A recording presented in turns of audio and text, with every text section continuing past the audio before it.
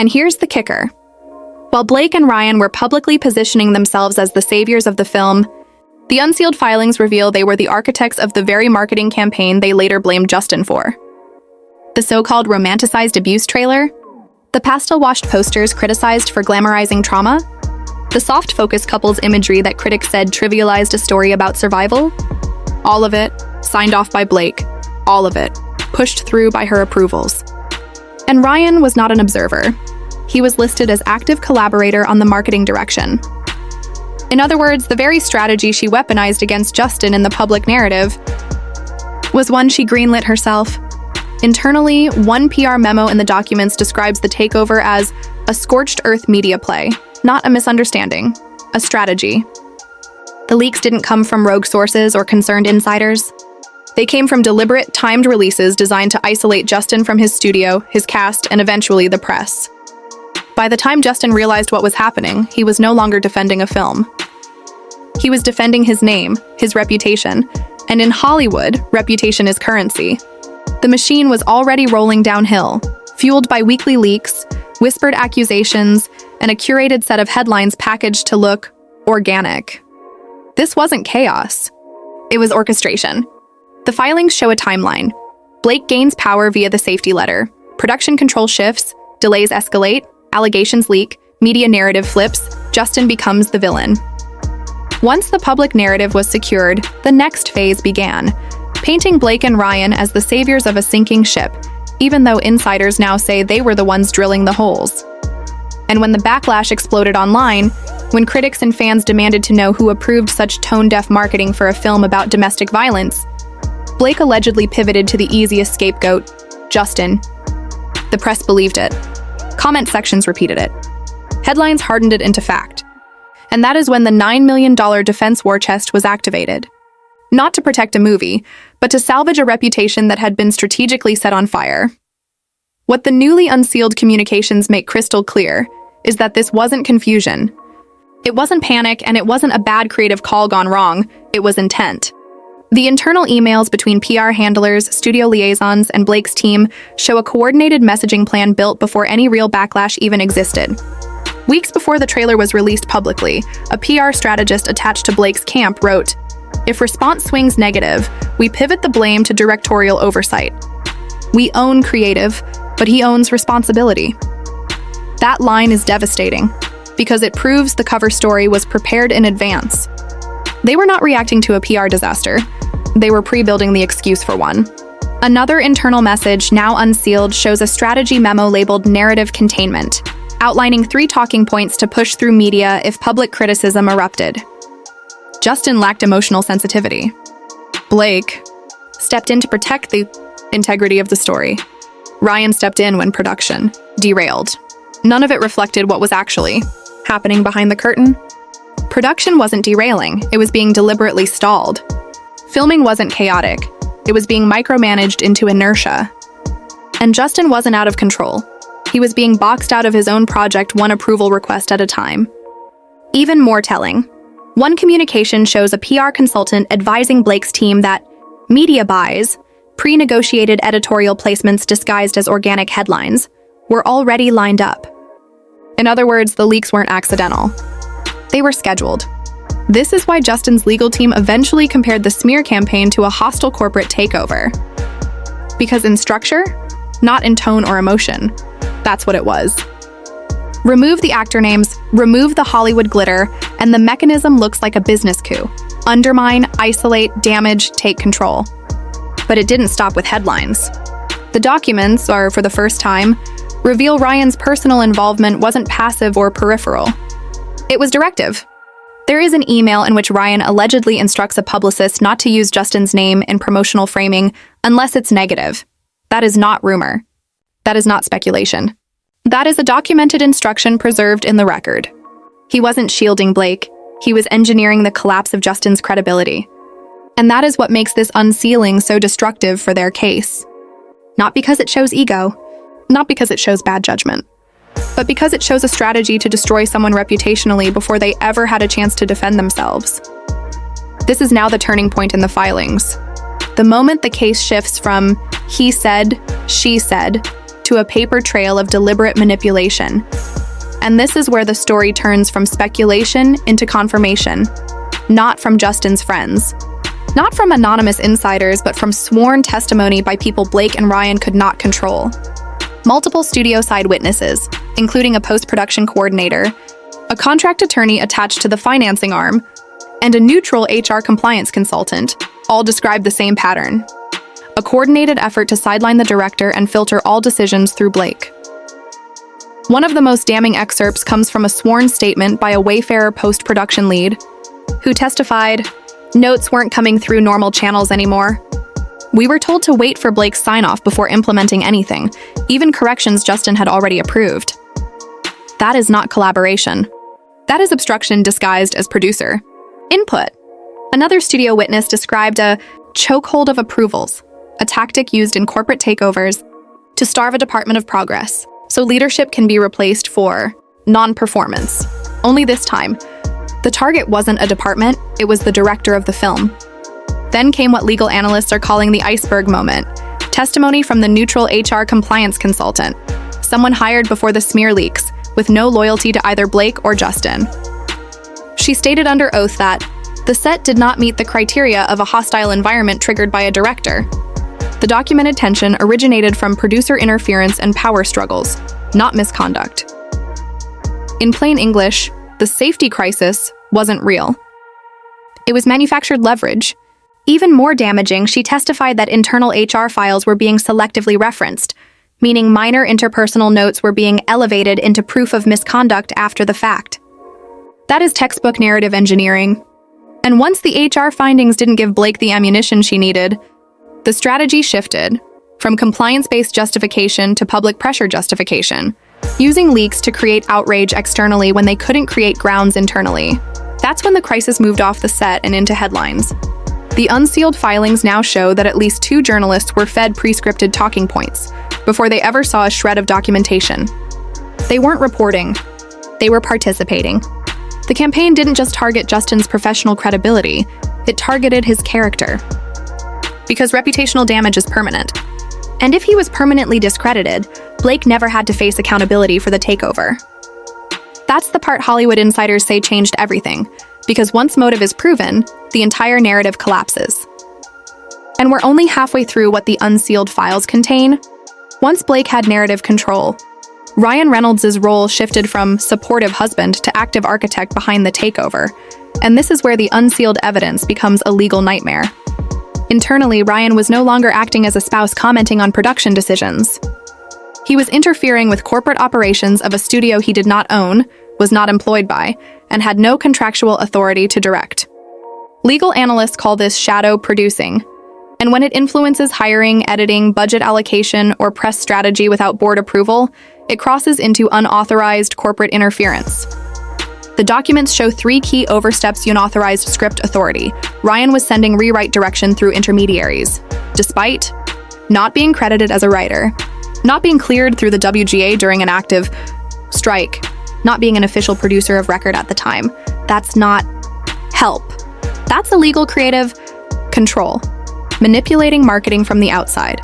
Emails show Ryan's camp pitching a version of the film framed around Blake rather than the book, bypassing the normal studio branding pipeline. Legal experts say this could amount to fraud if those changes materially distorted the film's original scope for investors. Positioning for ownership. Perhaps the most shocking allegation, the filings imply Blake and Ryan were maneuvering to push Wayfarer out entirely, effectively seizing soft ownership of the project under the guise of protecting Blake. That isn't PR strategy. That's a hostile takeover of an independent studio. And then comes the evidence nobody expected to surface, the audio. For weeks, speculation swirled about what was on those recordings. But now that portions have been authenticated in the filings, it's clear why Blake's camp has fought so hard to keep them sealed. Because the audio does not support her narrative. It undercuts it. In those recordings, and the ones this case is now orbiting, the Wayfarer team is not discussing a dangerous or abusive director. They're discussing protecting the studio from Blake Lively. Not fear for her. Fear of her. And once the court ruled that the recordings were substantively relevant, rather than personal chatter, even while privately disagreeing with Blake's entire marketing direction, Justin's team was still forced to post her promo material across official studio channels, contractually. So the public backlash that was pinned on him, he didn't even control it. This wasn't about safety. It wasn't about protecting victims. It was about controlling the narrative and silencing anyone who might challenge Blake and Ryan's version of the story. But $8 to $9 million in legal fees later, one question finally cut through the spin. Could Justin actually prove who the real villains were? For months, Blake Lively and Ryan Reynolds successfully scripted the public perception. They were the heroes. Justin was the problem. But when the marketing campaign launched, something happened they never prepared for. The audience turned on them. At first, it was small. TikTok clips calling out the oddly cheerful rom-com-style ads for a story about domestic abuse. Then survivors began speaking up, saying the marketing came off as tone-deaf and even offensive. That criticism spread, not from bots, not from his PR team, but from regular viewers. And suddenly the question wasn't, is Justin Baldoni the problem? It shifted to, why is Blake acting like this? Clips resurfaced. Old interviews were re-examined. Her dismissive tone in serious conversations went viral. The algorithm turned against her. And once that happened, the image management machine could no longer control the outcome. Behind the scenes, panic set in. Because backlash born from organic public reaction is the one thing a Hollywood PR team cannot spin. And then came the real turning point. The court-ordered unsealing of hundreds of internal pages, emails, texts, meeting notes, marketing communications. The polished narrative Blake and Ryan had sold for nearly a year didn't just crack. It collapsed. The files showed Justin warned people as early as January 2, 2024, that Blake was weaponizing the claim letter to take control of the entire project, before filming had even resumed. Ryan was not a passive husband dragged into the mess. He was a strategic co-architect of the narrative. Leaks, HR complaints, and anonymous insider articles weren't organic. They were planted. The myth that Ryan saved the script during the strike wasn't a coincidence. It was a PR rewrite designed to boost his image while sidelining the actual director. And the biggest twist? The marketing backlash that destroyed their public image? That had nothing to do with Justin. It wasn't manufactured.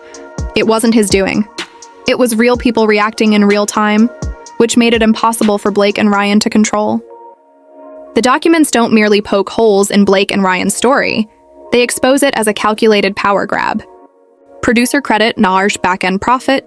Editorial control, NAR final narrative. Smear campaign lectured justification for takeover. It wasn't about justice. It was about ownership. Of the film, of the legacy, of the profit.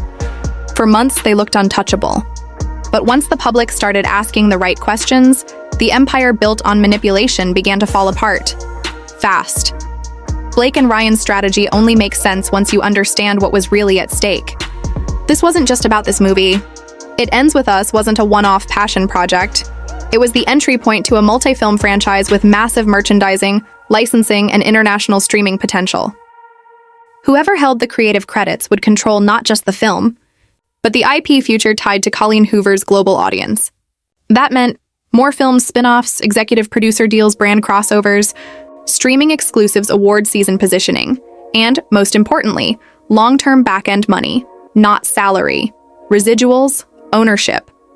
Blake couldn't get that by just starring in the movie. She needed power behind the scenes, on paper. So the safety letter became the mechanism. It reframed her not as an actress in a studio film, but as an indispensable producer with authority over final cut. And the right to bring in her husband to rewrite and reshape project direction. Once that happened, Justin wasn't just a director. He was an obstacle. If he stayed in full control, the franchise future stayed under his studio. If he was discredited, they could replace his leadership and step in as saviors. That's why the smear campaign mattered. His removal was the prerequisite for their takeover. And as long as their version of events held up in public, the studios had no reason to doubt them. But here's where it began to unravel.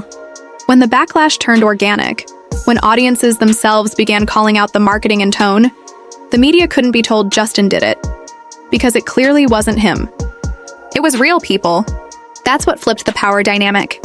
Hollywood PR can fight another PR team. It cannot fight the public turning on the golden couple. And now instead of Justin looking unstable or combative, he looked correct, measured, patient. consistent. The documents only reinforced what the audience was already starting to feel. The story Blake and Ryan told never lined up with reality. And once journalistic restraint breaks, once insiders start talking, Hollywood secrets don't leak. They flood. Because now the question changing hands in industry circles wasn't, did Blake feel unsafe? It was, unsafe from what? Or unsafe from losing control? And that's when the studio's tolerance shifted. Not because of morality, but because PR risk, financial risk. The same couple who positioned themselves as the righteous heroes had now become, in the eyes of viewers, manipulative, image-obsessed, and power-hungry. The myth cracked. The machine stalled. And suddenly, the takeover wasn't a triumph. It was a liability. Under the surface, Hollywood was already shifting before the public even realized it. Once the audience backlash took hold, people inside the industry, the ones who had stayed quiet to protect future work, started paying attention. And what they saw didn't match the story Blake and Ryan had been selling for months. At first, it was subtle. A showrunner who had previously worked with Ryan quietly told a journalist off record, when he wants control, he gets control, even if he has to bulldoze someone to get it. Producer who had a short deal memo with Blake, during another project hinted that this wasn't the first time she leveraged safety language for power positioning. A marketing consultant from the studio side admitted anonymously that Justin had no authority over the marketing rollout, which directly contradicted the entire "he was sabotaging us" implication. These weren't fan theories. These were industry professionals. And when insiders start validating what a lawsuit later confirms, people stop treating it as a narrative and start treating it as a pattern. Because the timing is important, Justin didn't suddenly accuse them. After backlash, he warned internally before filming even. Resumed documents prove Ryan was actively reshaping messaging during the strike that he saved the movie. Story was manufactured for PR later. The criticism was organic, not orchestrated by Justin's camp once. Journalists realized the leaks weren't coming from Justin, but from Blake's own team. Early on, the credibility flipped. He wasn't defending himself after the fact. He had been predicting the smear before it started. That changes everything. Because Hollywood doesn't just care about right or wrong, it cares about optics. And overnight, the optics changed. Blake and Ryan no longer looked like protectors. They looked like brand managers scrambling for control. And here's the irony. The more they pushed the "we're the saviors" angle, the more people questioned what exactly they were saving the movie from. That opened the floodgates for the next shift, the one that truly threatened them. Studios and producers began whispering the most dangerous question in Los Angeles. If their attacks weren't about safety, then what were they covering? And once a power couple loses moral high ground in this industry, their influence doesn't erode slowly. It collapses all at once. Because now journalists weren't afraid of angering them. They were motivated to dig deeper. The PR insulation cracked. Accountability entered the room. And suddenly, Justin wasn't the liability anymore. They were. The downfall didn't start with lawsuits. It started with the audience waking up. What began as TikTok mockery of the floral romance marketing quickly turned into something much bigger. Survivors, advocates, and abuse experts were calling it harmful. Not just tone deaf, Blake's clipped. Dismissive responses during interviews went viral. And suddenly the hashtag storm wasn't trolling. It was accountability. The image she built collapsed the second she could no longer script it. And then the press followed. Reporters who once recycled her talking points stopped playing along. Instead of printing her version of events, they started questioning it. Why did Blake suddenly get a producer credit? Why was Ryan rewriting a greenlit script during a strike?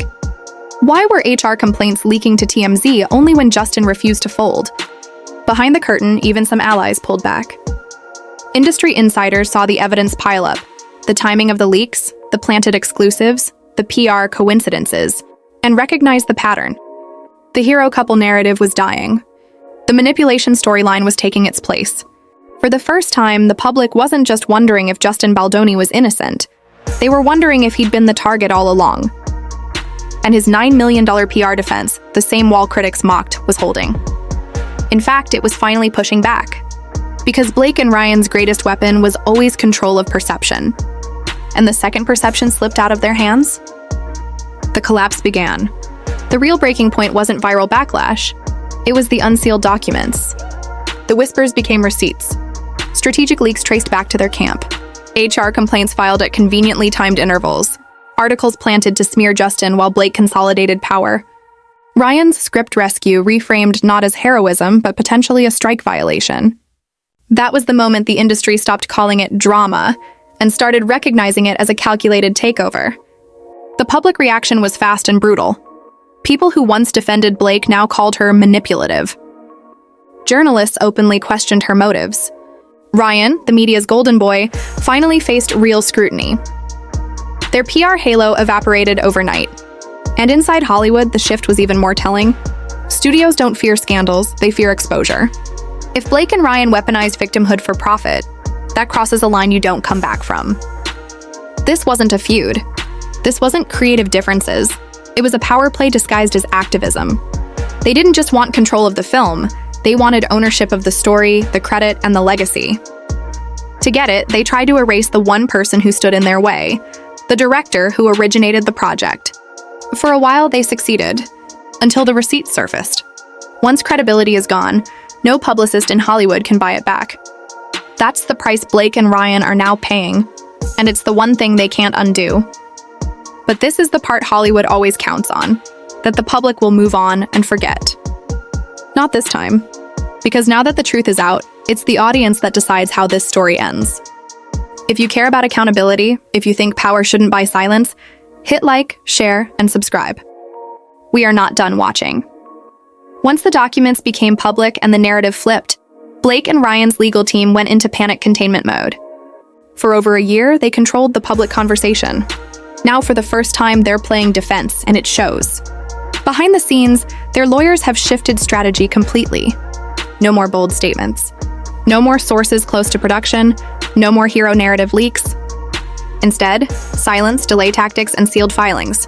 Because now every move risks becoming another piece of evidence. Insiders say their PR strategy has narrowed to one goal: minimize exposure until they can regain leverage, if that's even possible. But that's the problem. Their leverage was public perception, and they've lost it. Meanwhile, Justin's camp isn't hiding anymore. They don't have to fight shadows or speculation. They have documents, and documents beat headlines every time. The balance of power has reversed. For months, Blake and Ryan used public opinion to box Justin into a corner. Now public opinion is boxing them in. And the unsealed evidence is only the beginning. Because the most damaging part isn't what we've seen, it's what's still sealed.